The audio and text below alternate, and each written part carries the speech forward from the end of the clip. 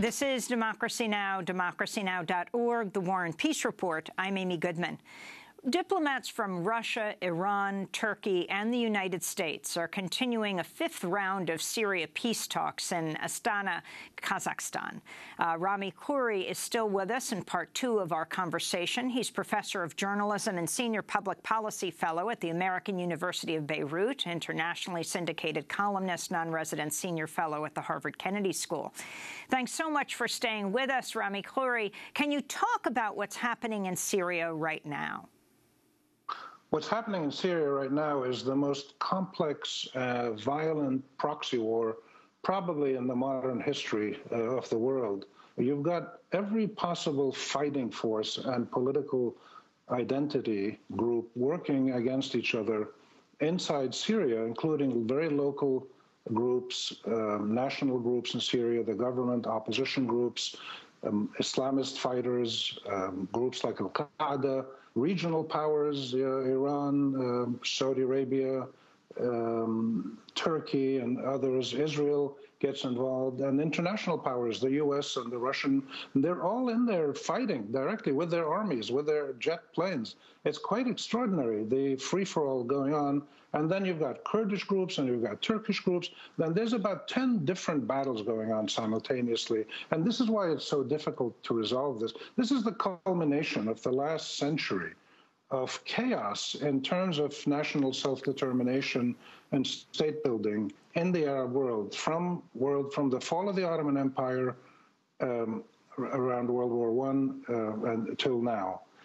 We've had 100 years of state building, nationhood, and citizenship that have largely not worked very well in most Arab countries. The exception are those few that have a lot of money, like in the Gulf, and therefore could provide for all their citizens' needs. But even there, we don't have any kind of genuine participatory self-determination and political accountability. So we have states that don't work very well. In Syria and Iraq and Libya and Yemen today, 4 countries, and Somalia before them, 5 Arab countries, are the epitome of states that don't work very well. Regional powers get involved, foreign powers get involved, there's a free-for-all. We have war, we have cholera, we have refugees, we have terrorism. Every possible bad thing is happening. And Syria is the absolute high watermark of this kind of problem, and it's not going to be easy to solve. On Friday, President Trump will be meeting Vladimir Putin at the G20, and they'll be having an official bilateral meeting. On the agenda, as expected, they'll be speaking about Ukraine and Syria. What do you think should be the discussion about Syria between the President of the United States and Russia? The discussion has to bring in other people besides the United States and Russia. You have to bring in Iran and Turkey in particular, as well as other groups in the region. But the discussion should essentially be how to try to restore, first of all, a peaceful situation, to end the fighting. That should be number one. How to get a real ceasefire all across Syria. Second of all, how to achieve a transition to a new government system in which the Syrian people have the majority say. That's not easy to do, but it's doable. I mean, it's been done all over the world in similar situations of tension, like Northern Ireland, like South Africa, Colombia, Burma, slowly. We've achieved these kinds of things in other countries. Afghanistan has tried on and off, not very successfully. So that's what they should be looking at. Now, what that means is you're going to have zones of spheres of influence. The Americans essentially have to leave the Russians largely in control of what happens in Syria. And the Americans are going to want something in return, maybe in Eastern Europe. So we'll see how they work it out. But essentially, it's stopping the fighting and trying to get to a transitional government arrangement in Syria. It's not going to be very easy now because you've got so many other factors and people who are fighting for what they believe are their existential lives, like Kurds like jihadi militant opposition and terrorist groups like Al-Qaeda and ISIS and some of those groups. The Turks have existential fears in the north. They don't want a Kurdish state to emerge. The Hezbollah in Lebanon is active in Syria. The Iranians are active there. The Saudis and other conservative Arabs see a Syria that moves either towards Iran or towards Islamists as an existential threat to Sunni-dominated political orders in the region. So everybody sees this as an existential threat, and that's why they're fighting to the bitter end, unfortunately. Raqqa, what's happening in Raqqa right now, the latest news, I mean, the UN saying that the U.S. airstrikes there have caused a staggering loss of civilian life. Rami Khouri.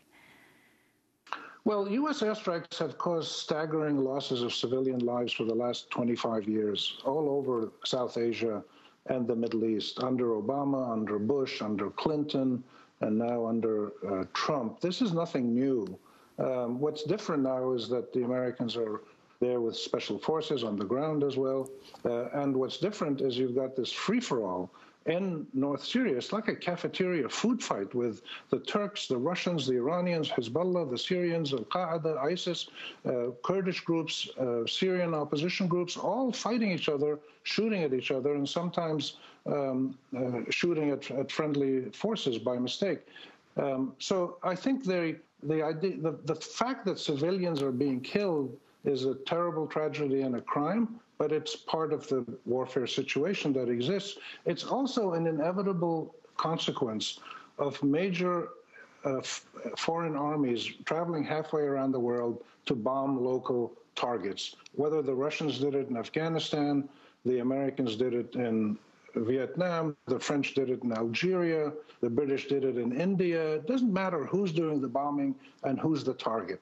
This is what happens when imperial armies go around the world and just fire away, not really knowing the terrain, not really knowing the players very well. But Raqqa is the epicenter right now. Northeastern Syria as a whole, now especially moving towards the Euphrates area and the border with Iraq, is now an incredibly contested zone of influence between local actors, regional actors like Iran, the Kurds and the Turks, and international actors like the U.S. and the Russians. And there is no a happy military solution to this. Anybody who wins a military victory and defeats the other forces is going to come back in 100 years like we're doing today and look back 100 years as we do to 1918 and 1925 and say, look, 100 years ago, we allowed military force to resolve the situation and imperial instincts to create a new political order that satisfied the imperial heartland and the homeland. And these things don't last. We see it in Palestine. We've seen it in India and Pakistan. We see it everywhere around the world. And we're seeing it right now and before our eyes in Syria. And that's why these talks in Kazakhstan and in Geneva, which have yielded nothing serious yet, possibly the beginning of some quiet zones, but these talks are very important because the only way to resolve these conflicts is to get all the actors on the table and to negotiate some kind of transition that recognizes the balance of power on the ground. Now, some people will not have a permanent say, like ISIS and Al-Qaeda probably won't be long-term players, but all the other actors need to be acknowledged and have to be part of the negotiation.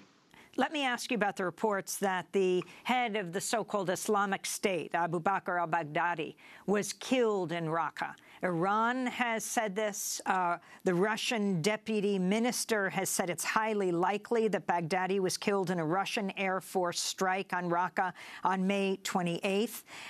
Both claims are being questioned by American officials. What is your sense of this, and how significant is this, Rami Khouri? Well, we don't know. Nobody knows except for Baghdadi himself. If it is true, it is significant at one technical level, at logistical level, in the sense that he has to be replaced by another leader. But if you look at Al-Qaeda in the last 25 years, Al-Qaeda's top leadership has been mostly decimated by American and other people attacking them and killing them in the last 25 years. And Al-Qaeda is growing faster today around the Middle East, South Asia, North Africa, is growing faster than ever before. So wiping out an individual leader doesn't lead to a big change in these kinds of groups. The problem with ISIS and how the West is fighting it and how Arab countries are fighting it is that I think people are mistaking the symptom, which is ISIS, for the problem. The problem is massive dysfunction in our societies, economic and social and political, environmental and other kinds of dysfunction that have created hundreds of millions of distressed people, some of whom go and join ISIS to create groups like ISIS. ISIS didn't exist 20 years ago. Qaeda didn't exist 30 years ago. They do today. They're a function of modern history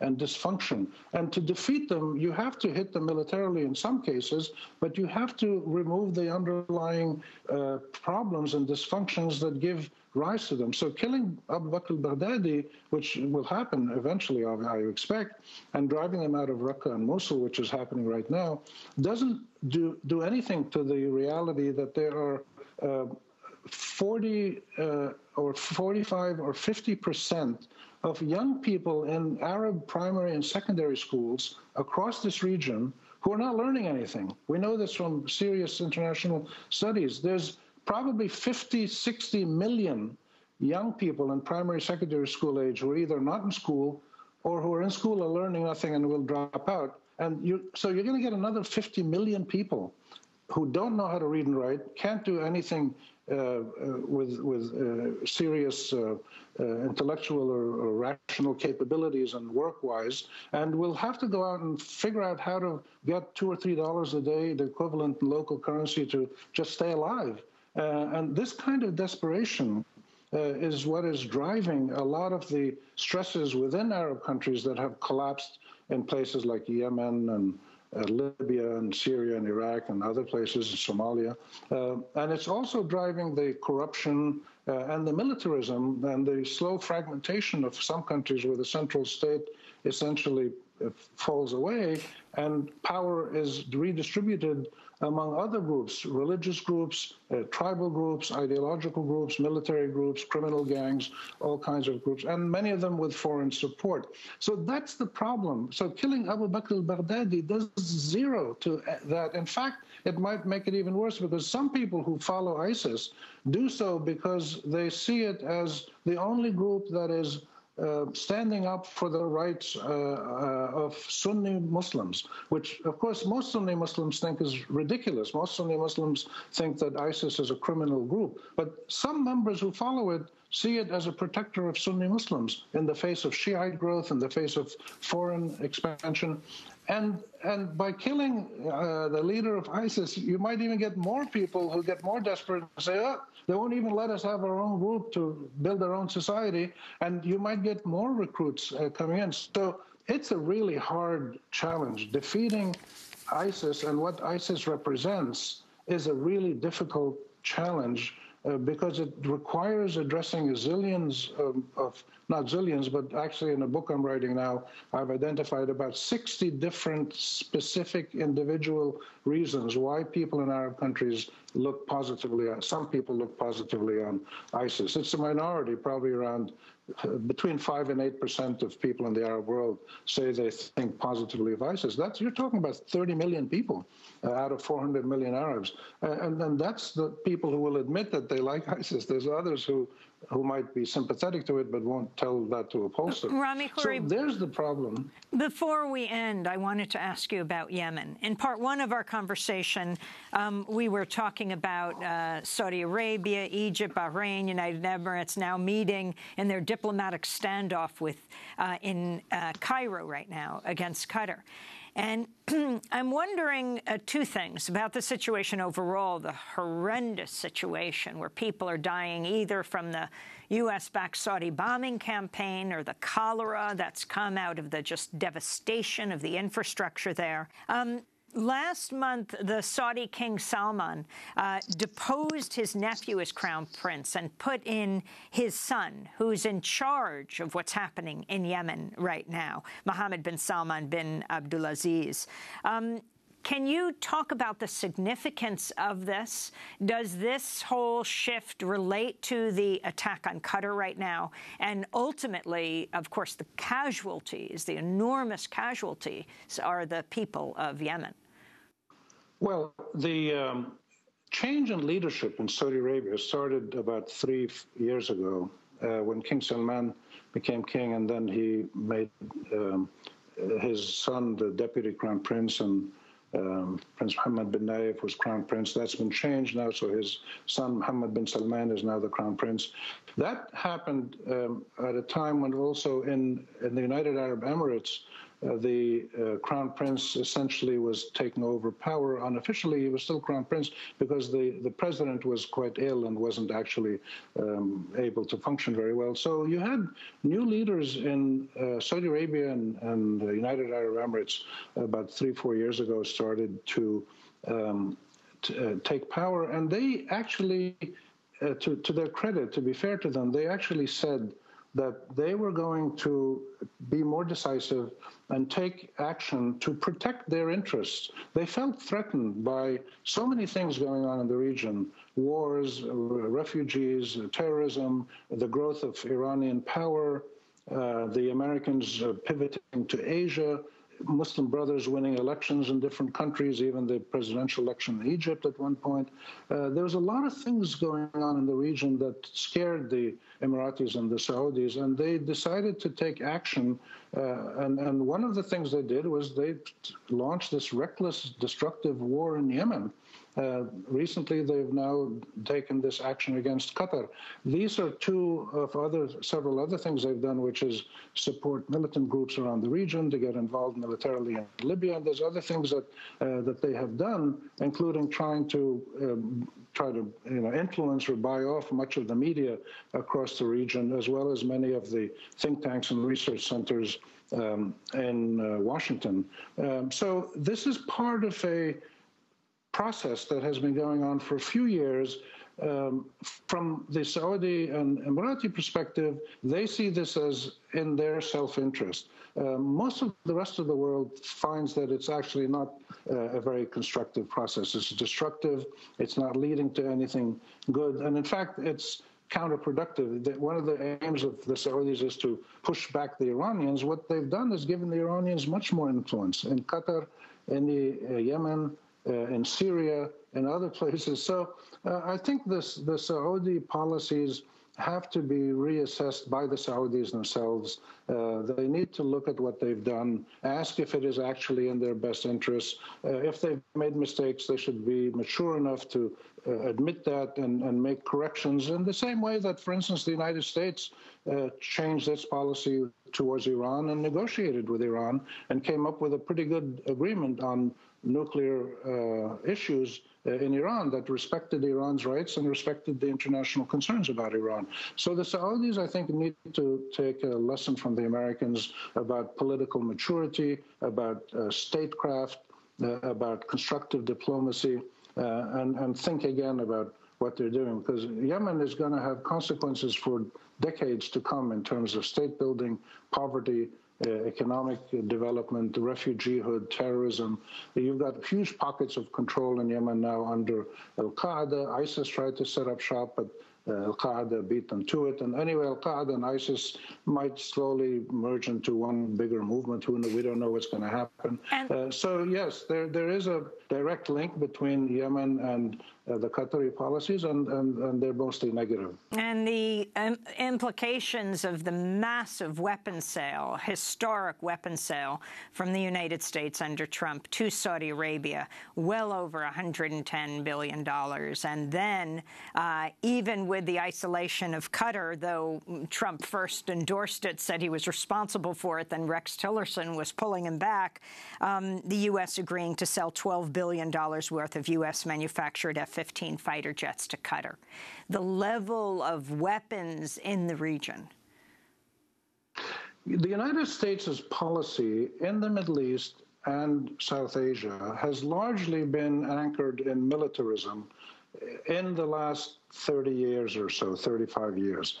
It started by fighting the Soviets in Afghanistan, helping the people like Al-Qaeda initially to fight the Soviets, and then continued to spread all around the region. It became the war on terror, and it has largely not worked very well.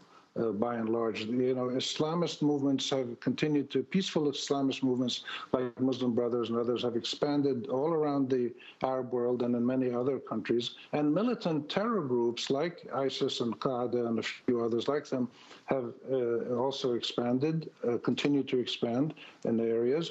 And you have these armed rebel groups in Syria, jihadi, takfiri, Salafi groups like Ahrar al-Sham and dozens of others. They've now made Syria the center of gravity of the global jihadi movement, which used to be anchored in the Afghan-Pakistan area.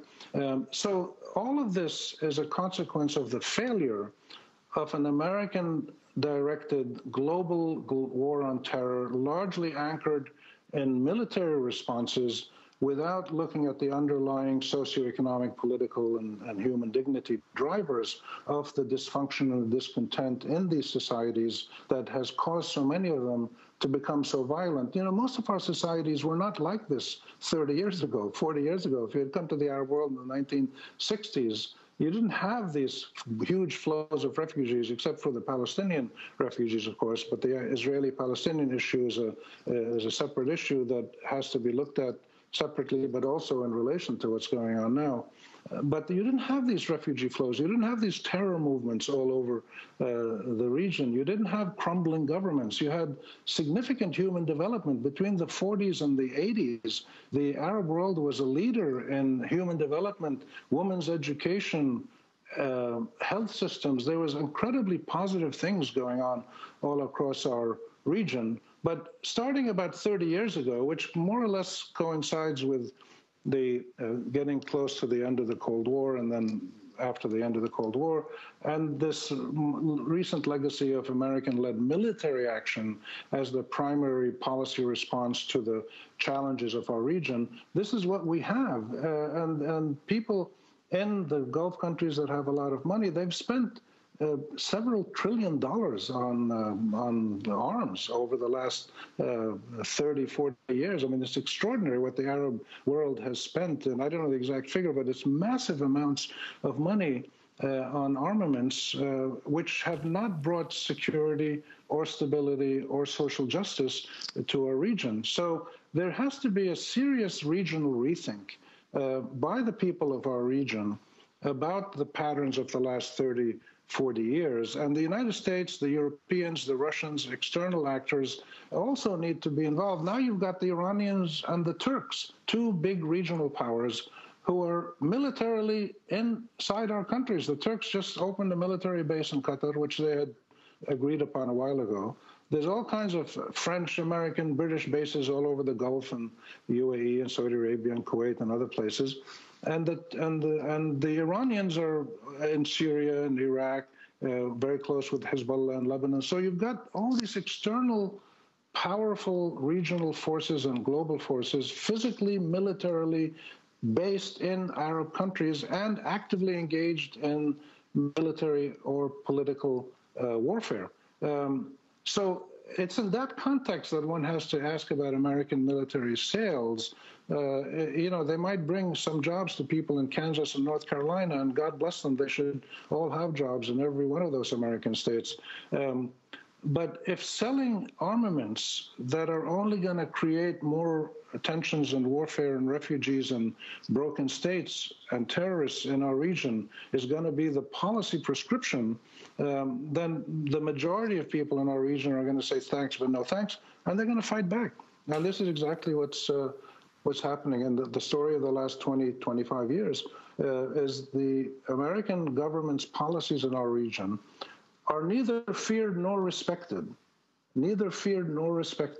by the vast majority of actors in our region. And we've seen this from Arab countries, from Iran, from Turkey, from Israel. So many times they've pushed back against the United States. When the United States tries to tell them to do something or even pressure them, they push back. They say, we don't care.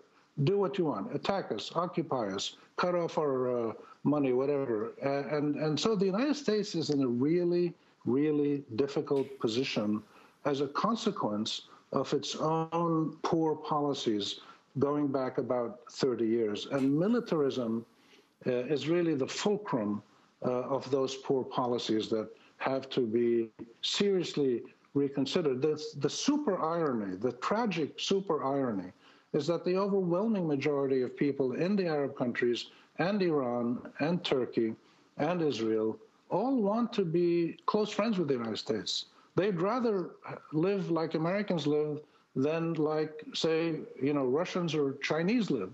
They like the openness of the U.S. They like the pluralism. They like the personal liberties and dignities that apply to most Americans. And they have a natural inclination in this region to be close to the United States. Here at the American University of Beirut, we have this extraordinary example of the greatest example of American soft power in the history of the United States. There's never been an example of soft power like the American University of Beirut.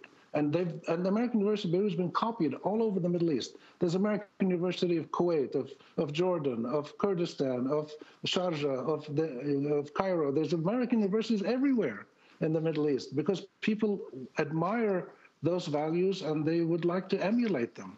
And so that's what the American government really should start thinking about in terms of engaging with people across this region, addressing some of the problems of the conflicts that are going on, and to look at options other than perpetual militarism and threats and punishments and bombing as options that could achieve the stability of this region and close friendships with the United States and the rights of all people, including Turks, Israelis, Iranians, Arabs, everybody, Kurds, everybody else in this region should have their rights recognized. So this is a big, tall order.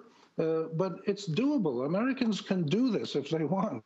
They just have never seen the desire or the will to try to do it in the Middle East. It's a lot easier to sell arms to rich oil countries or to sell other things, and then don't worry about what happens over here.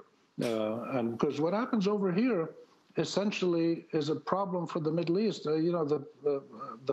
My conclusion, I would say, is anybody who looks at this situation has to look at the Middle East and say, the United States seems to be able to live with the consequences of its policies in the region over the last 30 years. The chaos, the warfare, the refugees, the terror, etc. These are big problems for the Middle East. They don't seem to be big problems for the United States. That this is an acceptable situation. It's not ideal, but the U.S. can live with this. And that's why it perpetuates these policies. I don't know how long that could go on. It's possible that things could get out of hand and the U.S. might end up paying a price, but we don't want to reach that point. So that's a long answer to your question about military sales. Well, I want to thank you for being with us, Rami Khouri, Professor of Journalism, Senior Public Policy Fellow at the American University of Beirut. He's also an internationally syndicated columnist and a non-resident Senior Fellow at the Harvard Kennedy School, speaking to us from Beirut, Lebanon. This is Democracy Now!, democracynow.org. To see part one of our conversation with Rami Khouri, you can go to democracynow.org. Thanks so much for joining us.